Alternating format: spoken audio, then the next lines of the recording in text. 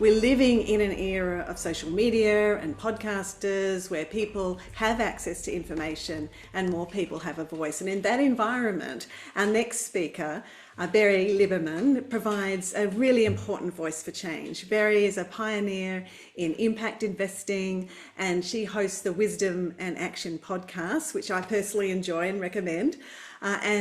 She really explores meaningful interventions for a hopeful future with many inspiring leaders from different fields. So welcome, Barry. Thank you. Thank you, Susan. Hi, everyone. Good morning. What an amazing morning it's been. I had to get up at 5:15 in the morning to be here with you all. And now that I'm speaking, it is exactly the moment that my 3 children are getting ready for school. So if we hear shouting, fighting, the throwing of toast, that's what is happening in this house. There are so many things that I could talk to in this conversation. I've worked as an impact investor for 20 years. I inherited a large legacy.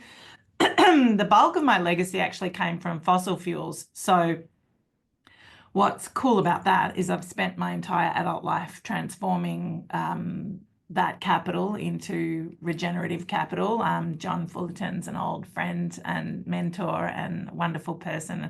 Many of us have been working together to try and reimagine the purpose of capital, financial capital in particular, but of course all our forms of capital, intellectual, social, love capital, what we do with it. So I thought I might put an offering into this. I'm not an academic.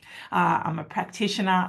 I've always been 100% all in. So my husband and I have been 100% impact investors from the day that we had agency and access over our capital.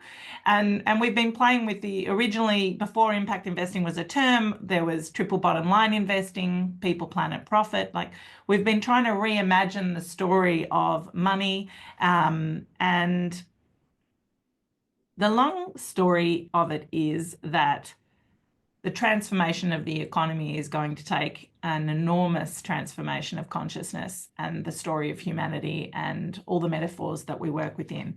So at Harvard, we're taught about an endless growth curve without learning about the depletion curve upon which it depends. And we now work a lot with Kate Raworth's model of donut economics, which is what everyone in this conversation has been talking about, the new metaphor of an economy where the proposition is, can we live within the bounds of the ecology and towards human flourishing? There's this sweet spot there for humanity, and can we do it? And I think this is what this forum is about, and these conversations and academics and intellectuals are trying to solve for. So the conversation about energy is incredibly important. I've spoken with Nate Hagans about, can we do that? Can we live in that sweet spot? As we can see, it's an enormous challenge when we face the reality of it. So in the deeper our work went, the more we realized we had to formalize all of the things we were doing at Small Giants that was just happening inside our family office. And that formalized into the Small Giants Academy, which is our education, media, and accelerator institute, in service of really hospicing the old world to midwife the new, in service of this bridging transition piece that everyone's been talking about. And I think partly I'm just like, check out the Small Giants Academy if you're interested. It's a leadership institute to really help leaders of today become fit for purpose for the 21st century. Like, what does it look like to actually be able to be in the halls of Parliament, as we've heard this morning, listen to the information, understand the science, and adapt the systems for a pro-social future. And one of the things that we do that I think would be of interest in this space, other than my podcast, the Wisdom and Action podcast, where I speak to luminaries from around the world about how we pivot to new systems dynamics, we run an alternative MBA. It's called the MBE.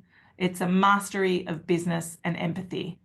And in that work, we work with people on the inner development required to be leaders in the outside world. So you get everything you need for a traditional MBA that's kind of the hook. But then when people come in, they see that it's this very profound inner transformation and inner work that's required, but it's also about the cohort. So I think I'm talking about investing in social infrastructure. And we need to invest in the social infrastructure so that people can safely integrate all the ideas that are being put on the table here, because loneliness is the epidemic of our time, really, human disconnection.